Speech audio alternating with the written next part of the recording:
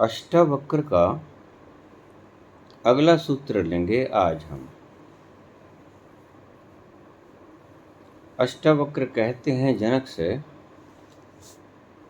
हे प्रिय, कई तरह के शास्त्र हैं, कई तरह के शास्त्र हैं, आपको भी पता है।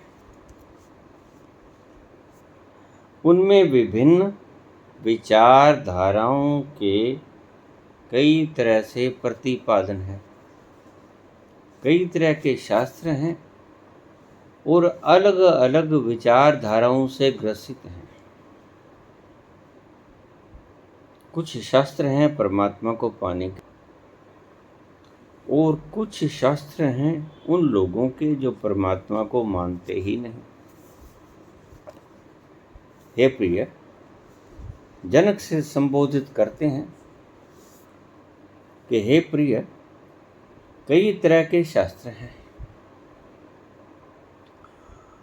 उनमें विभिन्न विचारधाराओं का कई तरह से प्रतिपादन है। अलग अलग तरह की विचारधाराएं हैं। कोई सांख्य है, कोई भक्ति है, कोई योग है, कोई हठ योग है, कोई राज योग है, कोई सहज योग है, कोई प्रेम योग है। अलग अलग तरह के शास्त्र हैं और उनमें अलग अलग तरह की विचारधाराओं का प्रतिपादन है। उससे कई लोग पूछ लेते हैं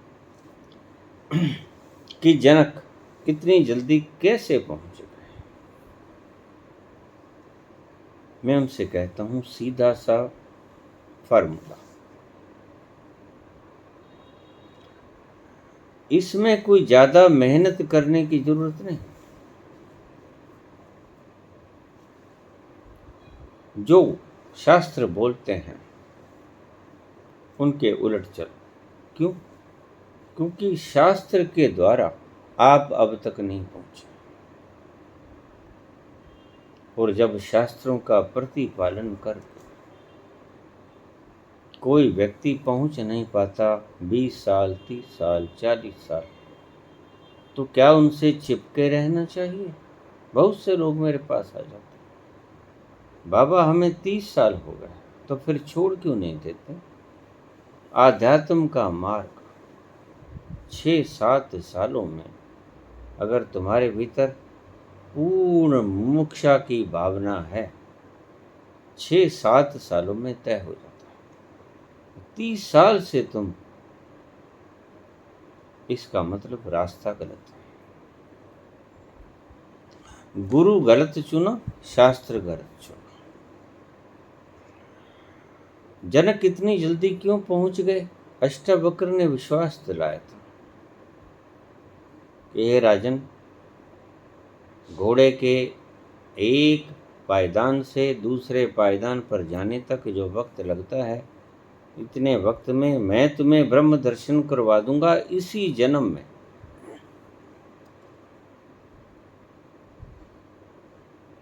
तो इनके शब्द विस्फोटक हैं, एटम बम। बड़े बहुमूल्य सूत्र हैं, छोटे छोटे सूत्र हैं, लेकिन उनमें बारूद बड़ा भरा है। बारूद से भरे हुए ये शब्द, ये आग है। हे प्रिय, कई तरह के शास्त्र हैं, आप भी जानते हो। कितने तरह के शास्त्र आपने पढ़े होंगे। उनमें विभिन्न विचारधाराओं का कई तरह से प्रतिपादन है।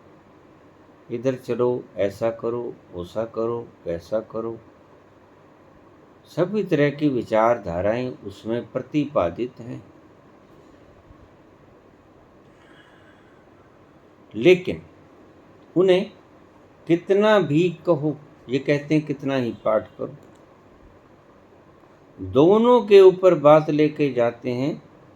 कितना भी कहो और कितना भी सुनो, कहने वाले जो शास्त्रों को बोल के समझाते हैं आपको, उन्हें कितना भी कहो या सुनो, चाहे गुरु है चाहे सुनने वाला श्रवक है, दोनों के लिए बातें बोलते हैं अष्टावक्र। हे प्रिय, कई तरह के शास्त्र हैं और कई तरह की विचारधाराओं का उनमें प्रतिपादन किया है। उन्हें कितना भी कहो, पढ़ पढ़ गड्ढे लदिए ते पढ़ पढ़ हुए ख्वार। कितना ही कहो, कितना ही सुनो, गाड़ियों में लाद के ले जाओ, इतने शास्त्र हैं। सुनने वाला सुनता सुनता थक जाएगा, कहने वाला कहता कहता थक जाएगा, इतने शास्त्र हैं।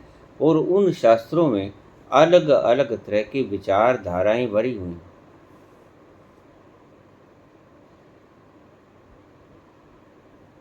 उन्हें कितना भी कहो और कितना भी सुनो, ये शब्द बड़े कीमती हैं,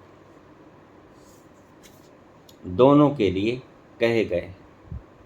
ये कथावाचक, ये शास्त्रवाचक, ध्यान रखना, ये शब्द उन्होंने शास्त्रवाचकों के लिए कहे। गीता को पढ़, कुछ नहीं होने को। कितने भी बड़े शास्त्र को पढ़ लो या सुना दो या सुन लो, कोई क्रांति घटित नहीं होगी, मात्र सुनने से और कहने से। अष्टावक्र बोलते हैं कि हे प्यारे, हे प्रिय, कई तरह की विचारधाराएं इन्हीं शास्त्रों में प्रतिपादित हैं। उन्हें कितना भी कहो और कितना भी सुनो, दिन भर रात उनको पढ़ते रहो, दिन भर रात उनको सुनते रहो, तब भी शांति, ये शब्द सुनने वाले हैं, हृदय में बसाने वाले हैं। क्योंकि मैंने कहा ये एटम बम है, महाशांति के एटम बम। कितना भी सुनो, कितना भी कहो, तब भी तुम्हें शांति तभी प्राप्त होगी। ओम शांति कहने से शांति नहीं प्राप्त होगी, ध्यान में रखना। शास्त्रों को बांचने से या शास्त्रों को सुनने से शांति प्राप्त नहीं होगी, ये बात समझ लेना। उन्हें कितना भी कहो, कितना भी सुनो, जब तक तुम, बड़े विस्फोटक शब्द, जब तक तुम उन सब का विस्मरण नहीं करते, तुम्हें शांति नहीं मिलेगी। कितने ही शास्त्र हैं, कितने ही विचारधाराओं का प्रतिपादन है, उन्हें कितना भी कहो, कितना भी सुनो, तब भी तुम्हें शांति तभी प्राप्त होगी जब तुम उन सब को विस्मृत कर दो, उनको भूल जाओगे। मैं सदा कहता हूँ, डिलीट कर दो जो खोपड़ी में भरा, खाली हो जाओ। जब तक तुम उनका विस्मरण नहीं कर दोगे, उन्हें भूल नहीं जाओगे, शांति प्राप्त होने को नहीं है।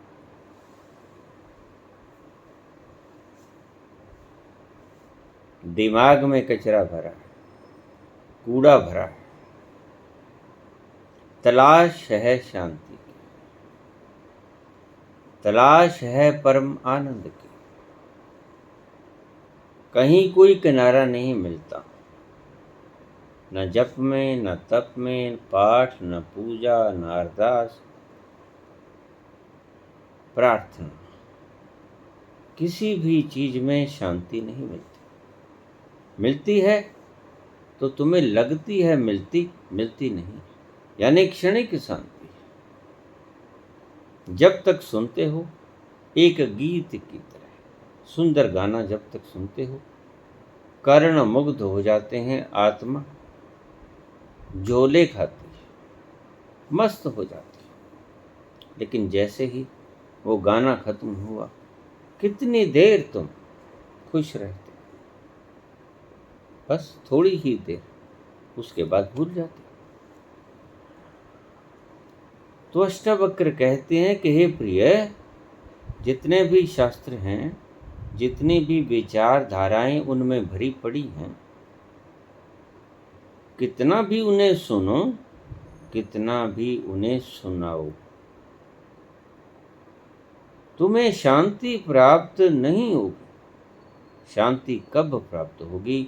शांति तब प्राप्त होगी जब जो तुमने सुना, जो तुमने पढ़ा, जो तुमने सुनाया, जो तुम्हारे दिमाग में तुमने इकट्ठा करके सूचनाएं एकत्रित कर ली, उनको विस्मरण नहीं कर पाओगे, उनको आग से जला नहीं दोगे, उनको डिलीट नहीं फेरोगे, शून्य नहीं हो जाओगे, खाली नहीं हो जाओगे, तब तक तुम्हें शांति नहीं मिलेगी। बड़ा अद्भुत सूत्र है, क्रांतिकारी सूत्र है, मैं बोल रहा हूं बार बार। ऐसे सूत्र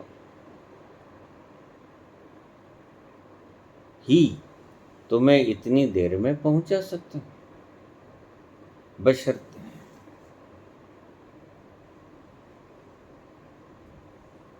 मुमुक्षु हो जनक जैसा,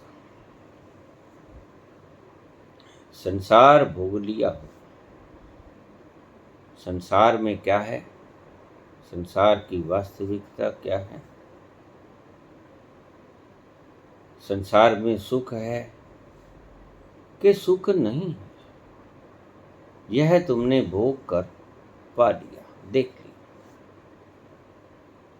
और भोग से वैराग्य पैदा हुआ नहीं है, भोग से दुख पैदा होता है, दुख से वैराग्य पैदा होता है, वैराग्य से मुमुक्षा पैदा होती है, और मुमुक्षा से व्यक्ति मुक्त हो जाता है।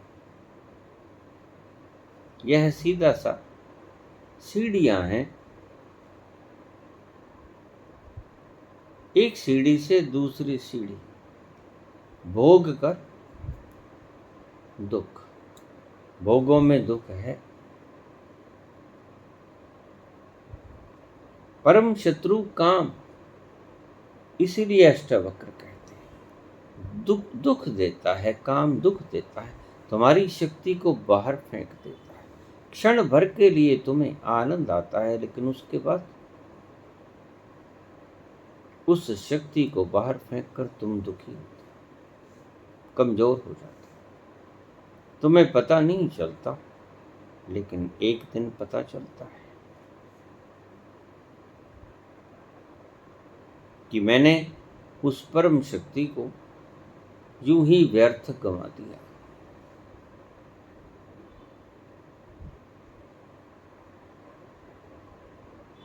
जनक इतनी जल्दी क्यों पहुंचे? दो कारण थे। एक कारण तो पात्र थे। पात्र कैसे? भोग लिया था, भोग में दुख पाया था, ये पक्का हो गया था। दुख से वैराग्य का जन्म हो गया था, ये पक्का हो गया था। वैराग्य से संसार के प्रति, वैराग्य से मुमुक्षा पैदा हो गई थी, कैसे छूटूं इस संसार के बंधनों से। मुमुक्षा यानी मुक्ति की कामना, और मुक्ति की कामना से मुक्ति का प्रयास जगा था। मुक्ति चाहता हूं, लेकिन मुक्त हूं कैसे, उसका प्रयास ईमानदारी से चाहता था और कोई बताने वाला नहीं था।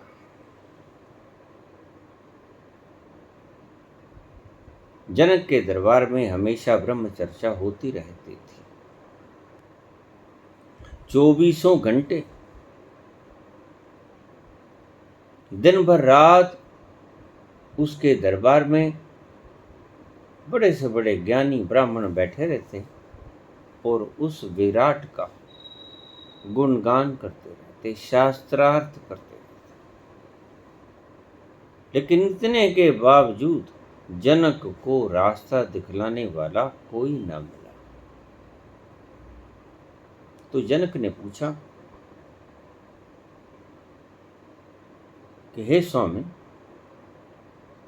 क्या इस जन्म में मुझे कोई व्यक्ति मुक्त कर सकता है?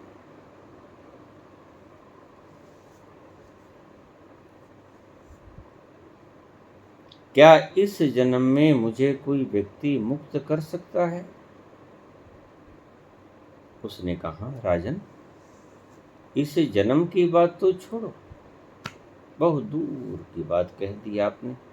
मैं तो मात्र आपको घोड़े के एक पायदान से दूसरे पायदान पर पांव रखने के लिए जितना वक्त चाहिए उतने वक्त में ही आपको मुक्त कर दूंगा।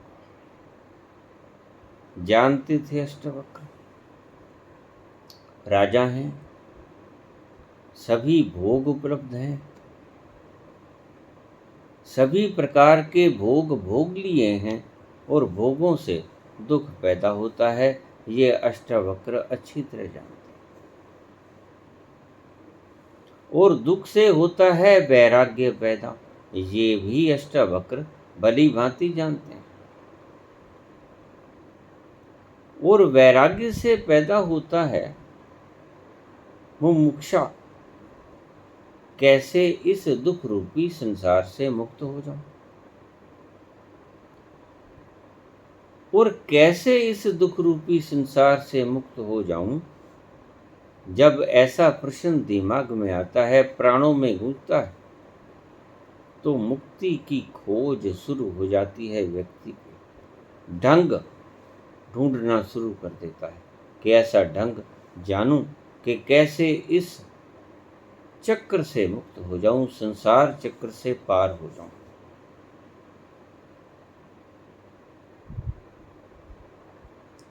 और जैसे ही मुक्ति की मुमुक्षा जगी, मुक्ति का साधन बताने वाला कोई ना कोई मिल जाएगा। जीवंत गुरु की आवश्यकता है। शास्त्र तुम्हें वहां तक नहीं पहुंचा पाएंगे। शास्त्रों की ही तो बात कर रहे हैं। शास्त्रों के घोर विरोधी हैं अष्टवक्र। हे प्रिय, बहुत सी विचारधाराएं बहुत से शास्त्रों में लिखी गई हैं।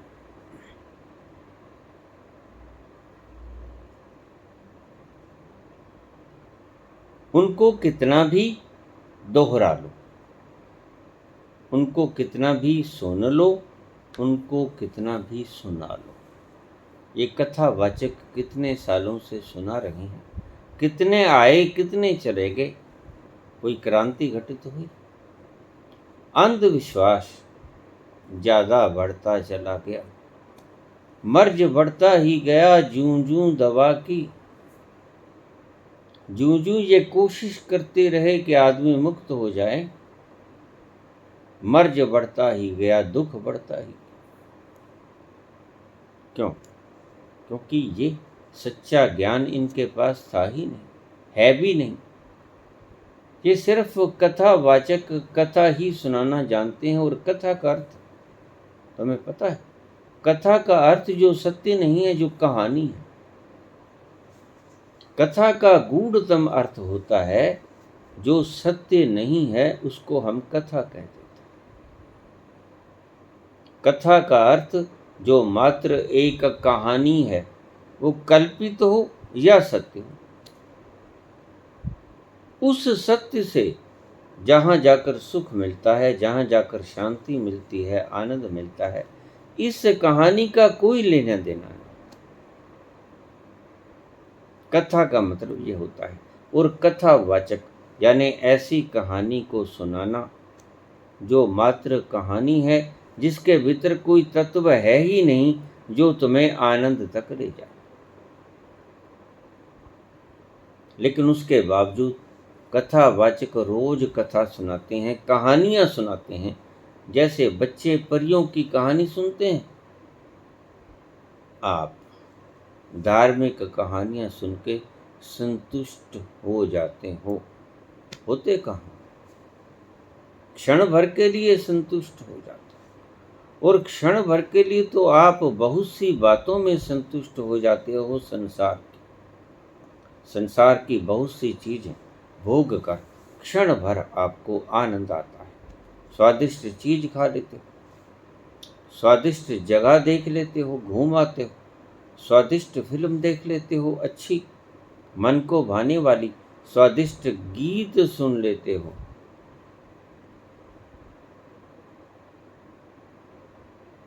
अंतरंग क्षणों में चले जाते हो।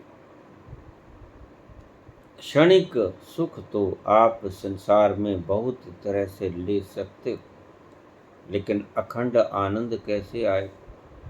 आध्यात्म तो यही कहता है। आध्यात्म का अर्थ क्या है? अखंड आनंद की प्राप्ति कैसे? वह आनंद जो टूटे नहीं, जो खंडित ना हो, जो कभी टूटे नहीं। अध्यात्म का कुल मात्र अर्थ ही ये है। और आपके कथावाचक जो कहानियां सुनाते हैं वो आपके दिमाग में फीड हो जाते हैं। लेकिन अष्टावक्र तो बिल्कुल उल्टी बात कहते हैं।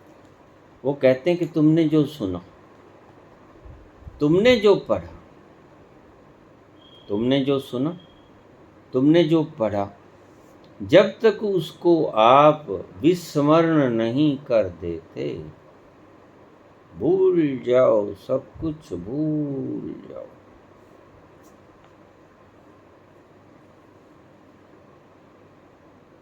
भूल जाओ सब कुछ याद मत रखो, सब डिलीट कर दो, फॉर्मेट लगा दो, कुछ ना बचे।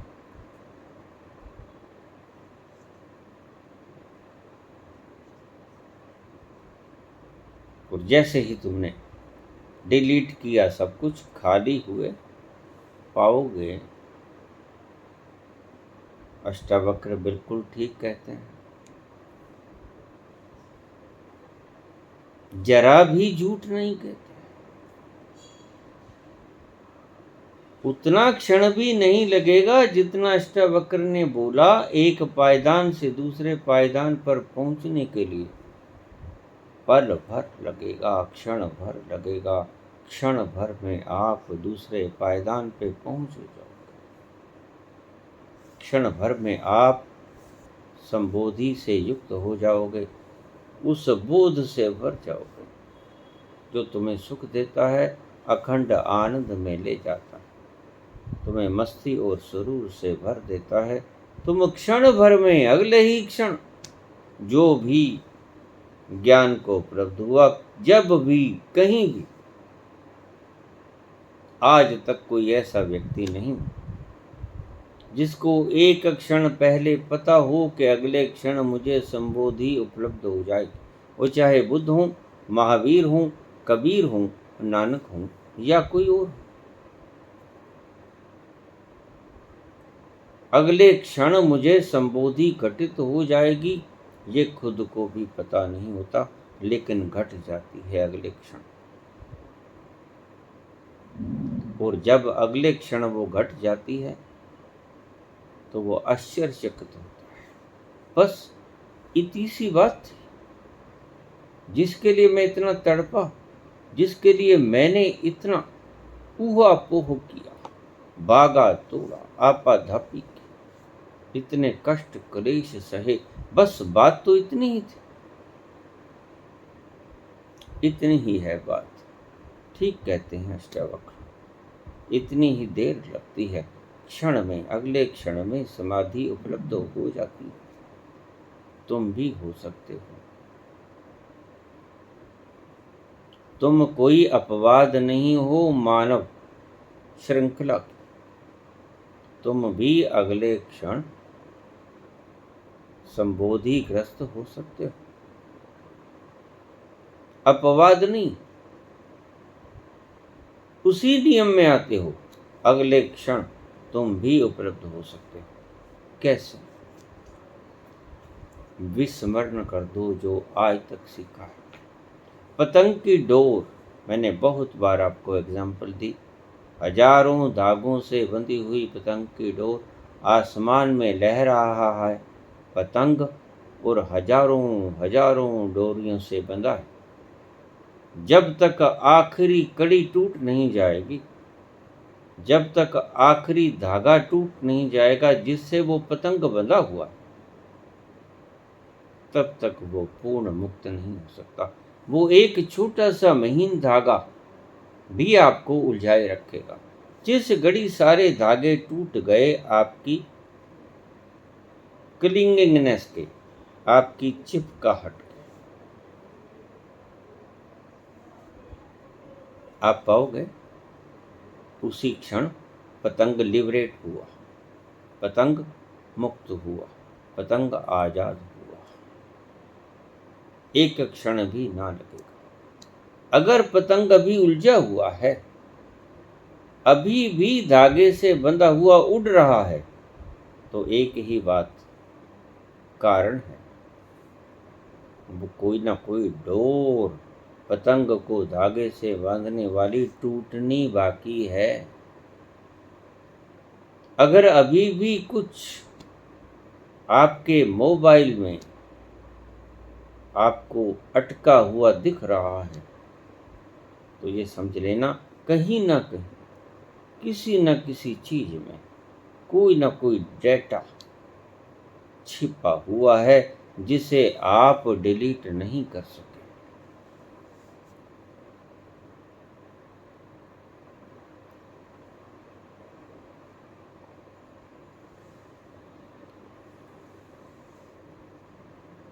जिस क्षण सारे डाटे डिलीट हो जाएंगे, आपका पूरा का पूरा मोबाइल फ्री हो जाएगा, डाटा फ्री। आपकी कोई भी चीज उसमें, स्मृति उसमें शेष ना रहेगी, कंप्लीटली साफ, क्लीन। उसी घड़ी एक क्षण भी ना लगेगा, उसी क्षण आप मुक्त हो जाओगे। इस फीडिंग को मिटा दो। दिमाग में जो भी कुछ भरा है, अच्छा या बुरा, इसे मत देखो। ये भगवान का नाम भरा है, ये तो भगवान की कहानी है, ये तो जप है भगवान का, ये तो भजन है भगवान का।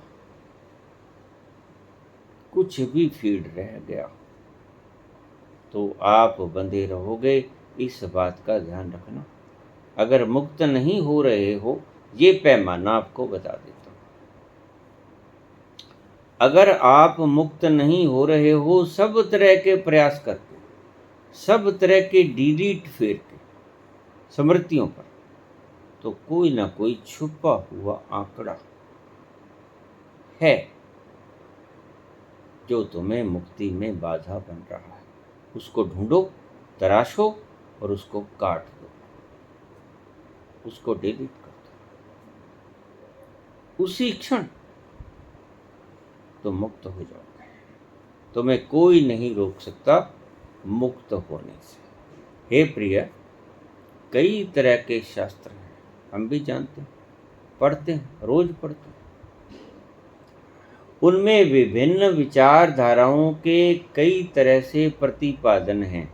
बिल्कुल ठीक है, अलग अलग विचारधाराओं के भरे हुए हैं वो शास्त्र।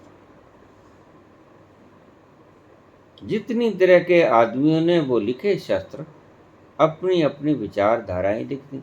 कोई सन्यास, कोई प्रेम, कोई संख्य, कोई योग, कोई समर्पण, कोई संकल्प, तरह तरह के धागों से बंधी हुई है आपकी पतंग। ये उल्टा सिद्धांत है। इसीलिए ही तो आप मुक्त नहीं हो पा रहे हो। बिल्कुल उल्टा सिद्धांत अष्टवक्र का। कोई कहता है जन्मों जन्मों लग जाते हैं मुक्त होने के लिए, कोई कहता है एक जन्म में मुक्त हो जाओगे। लेकिन अष्टवक्र तो बात ही कुछ और करते हैं, क्रांतिकारी बात करते हैं। वो कहते हैं अगले क्षण ही तुम मुक्त हो जाओगे। बस तुम में मुमुक्षु की जिज्ञासा होनी चाहिए। मैं मुक्त हो जाऊं, क्योंकि ये सारा ताम झाम दुख देता है, पीड़ा देता है, कष्ट देता है। ये मुमुक्ष होना चाहिए। कैसे इससे मैं छुटकारा पा जाऊं। और ये शाब्दिक नहीं होना चाहिए, ये तुम्हारे अंतरंग प्राणों की पुकार होनी चाहिए कि मैं कैसे मुक्त हो जाऊं, इससे पीछा कैसे छुड़ाऊं। तुम्हारे पूरे प्राण बोलें, कुर्लाहटें भरें कि कोई रास्ता बताओ प्रभु, जिससे मैं दीनहीन संसार का सताया हुआ इससे पीछा छुड़ा सकूं। ये संसार बड़ा दुख देता है। यह संसार कष्टों से भरा, दुखों से भरा, तकलीफों से भरा। बिना भोगे तुम यह अनुभव इकट्ठा न कर पाओगे। दूसरों के अनुभवों पे आप यकीन न कर पाओगे। यह तो खुद ही आग में हाथ डालना पड़ेगा, चलना पड़ेगा, उसकी पीड़ा भोगनी पड़ेगी। और पीड़ा भोगे बगैर तुम्हें पता नहीं चलेगा कि ये आग जलाती है। संसार के भोग की अग्नि में भी भोग कर ही, जल कर ही पता चलेगा कि संसार जलाता है, संसार आग है, संसार दुख है, पीड़ा है, कष्ट है, क्लेश है। और जैसे ही तुम जान गए कि संसार कष्ट है, क्लेश है, जिसे हम सुख समझते थे, सुख के साधन समझते थे, वो सभी अंत तो गत्वा दुख में ही धकेल देते हैं। बोर्ड लगा है सुख, स्वर्ग, और भीतर जाकर मिलता है दुख, नरक। बोर्ड हमें भ्रांति में डाल देता है। ये सुंदर सुंदर वस्तुएं, चमकीली वस्तुएं, चमक दमक से भरी कहानी, कहावत है एक, all that glitters are not gold. जो सभी चमकते हुए सोना नहीं हुआ करते। यह संसार चमक धमक से भरा हुआ है और तुम गलती से प्रवेश कर जाते हो उसके भीतर। वो तो तुम जब प्रवेश करते हो तो भीतर जाके पता चलता है कि दुख के अलावा संसार में और कुछ है ही नहीं। बहुत भोग लिया, सुख न मिला। सुख कैसे मिलेगा? अष्टवक्र कहते सुख ऐसे मिलेगा। हे प्रिय, बहुत से शास्त्र हैं और उन शास्त्रों में बहुत सी अलग अलग तरह की विचारधाराएं प्रतिपादित की हुई हैं। उनको कितना ही पढ़ते जाओ, कितना ही सुनते जाओ, कितना ही सुनाते जाओ, कुछ नहीं होने को है। साफ साफ बोलते हैं, कहीं कोई उलझन शेष नहीं रखते हैं अष्टवक्र। उन्हें कितना भी कहो या सुनो, तब भी तुम्हें शांति तभी प्राप्त होगी कब? जब तुम उनको विस्मरण नहीं कर देते।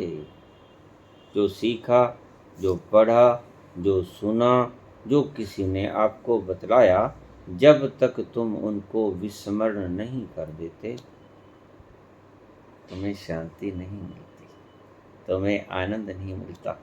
ये विस्फोटक श्लोक है। इसलिए मैं कहता हूं ये एटम बम है, बहुत साफ सुथरा, क्षणिक, क्षण भर में संबोधि देने वाला ये सूत्र। ये प्रिय, जब तक तुम सारी चीज जो सीखी तुमने, whatever you have learned, जो सूचनाएं तुमने एकत्रित की, आज तक किसी से भी, माँ बाप से, परिवार से, समाज से, गुरु से, शास्त्र से और अन्य साधनों से जो कुछ भी आज तक आपने एकत्रित किया, इस खोपड़े, जब तक सभी को जला नहीं देते, तब तक मुक्ति की कामना करना मृग मारीचिका है, मूर्खता है, मूढ़ता है। तब तक मुक्ति की कामना भी मत करना, मिलेगी भी नहीं। यही कहते हैं अष्टावक्र।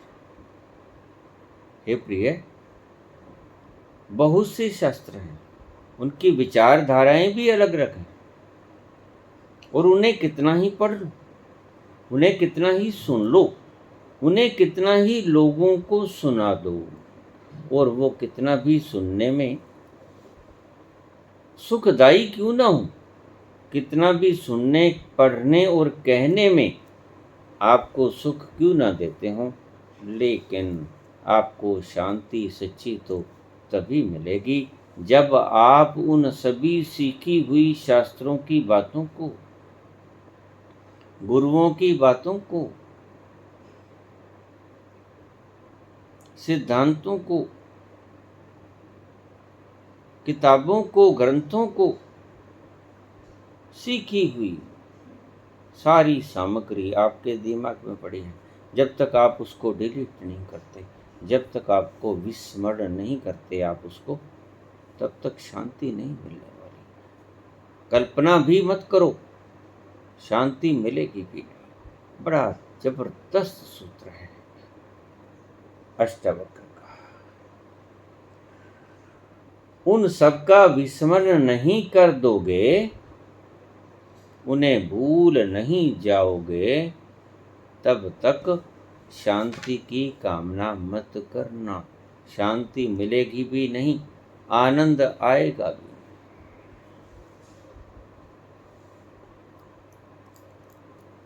अष्टावक्र सीधी सीधी बात करते हैं, उलझाते नहीं।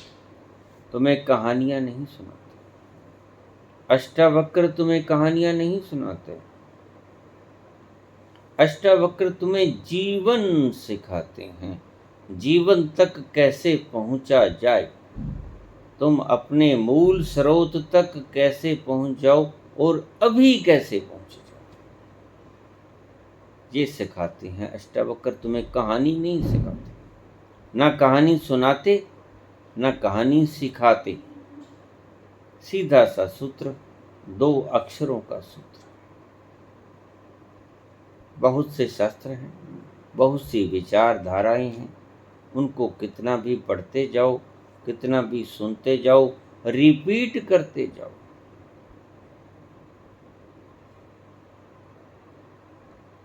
सुनते जाओ, पढ़ते जाओ, सुनाते जाओ, और कितना भी तुम्हें लगे कि सुख आ रहा है, लेकिन वो सुख कैसा होगा?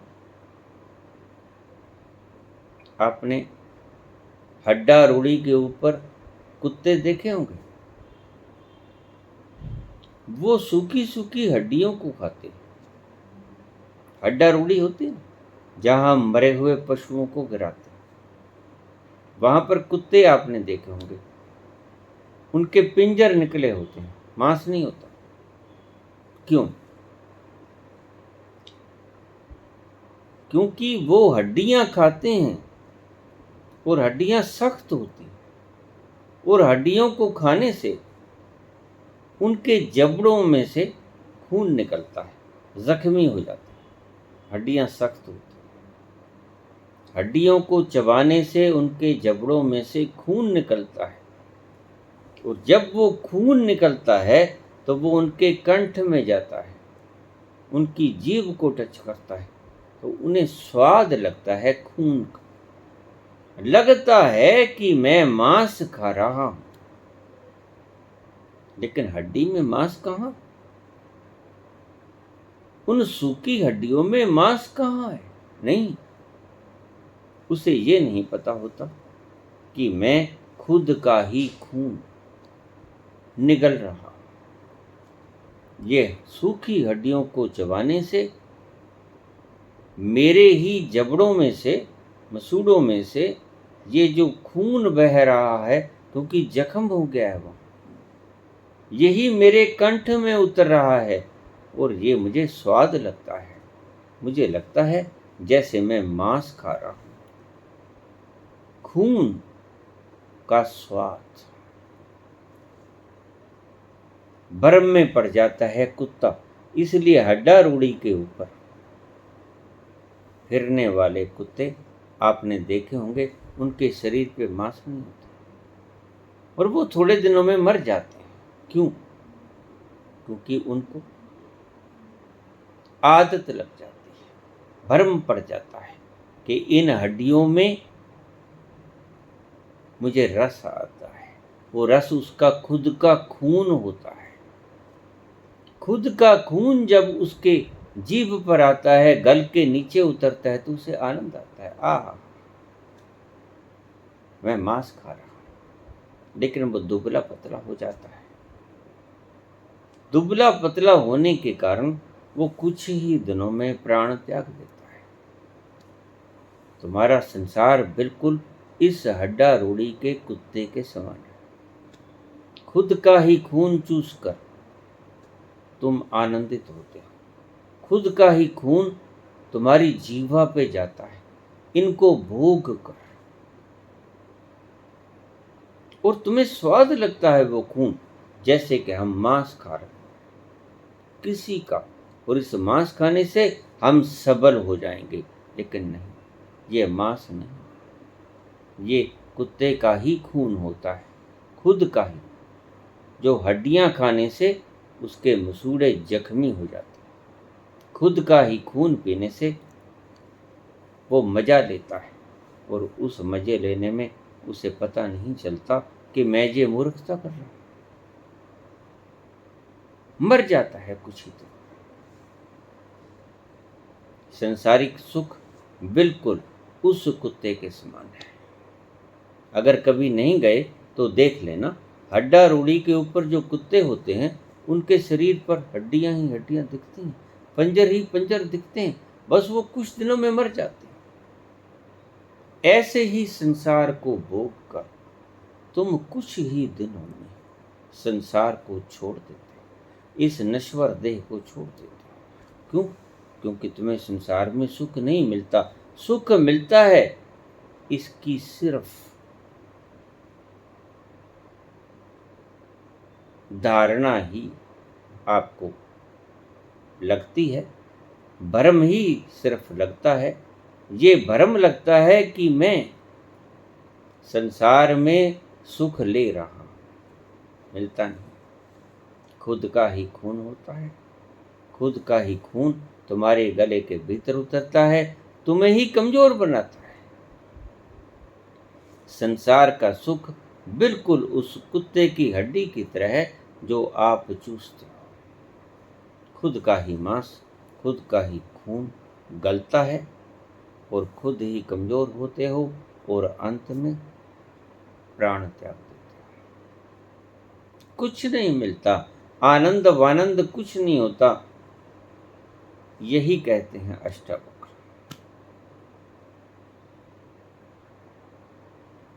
उसी भूल में तुम भी पड़े हो। संसार सुख देता है, वही धारणा है जो कि हड्डा रूढ़ी का कुत्ता पालता रहता है, वहीं रहता है आसपास, कहीं नहीं जाता, वहीं हड्डियां खाता रहता है, खून खुद का ही निकलता रहता है, मर जाता है। संसार तुम्हें दुख देता है, लेकिन तुम ये समझते हो कि ये सुख है, और तुम्हारा अपना ही खून, तुम्हारी अपनी ही शक्ति है जो तुम बाहर फेंक देते हो, चाहे किसी भी इंद्रिय के द्वारा क्यों न ली गई। और अंत में दुख को साथ बांधकर पोटली त्याग देते हो इस देह को, अगले जन्म की तैयारी कर लेते हो। यही है तुम्हारी गाथा, यही है तुम्हारी करुण कहानी, जिसे तुम बड़े शोक से निभाते हो, जिसे तुम बड़े शोक से भोगते हो। वह अंत में पता चलता है कि वो तो तुम खुद ही का खून था, तुम्हारी खुद ही की शक्ति थी जो बामुश्किल शरीर ने पैदा की थी, तुमने भोगों में गंवा दी। तुम उसको ऊर्ध्वगामी भी कर सकते थे, ऊंचाइयों तक भी ले जा सकते थे अपनी चेतना को, लेकिन तुमने ऐसा नहीं किया। तुमने नीचाइयों में ले गए अपनी चेतना, अपने ही खून को चूसते रहे, मजे लेते रहे, दीनहीन हो गए, जरा भी चेतना की तरक्की ना हुई, और चेतनहीनता की अवस्था में तुम चले जाते। धन्यवाद।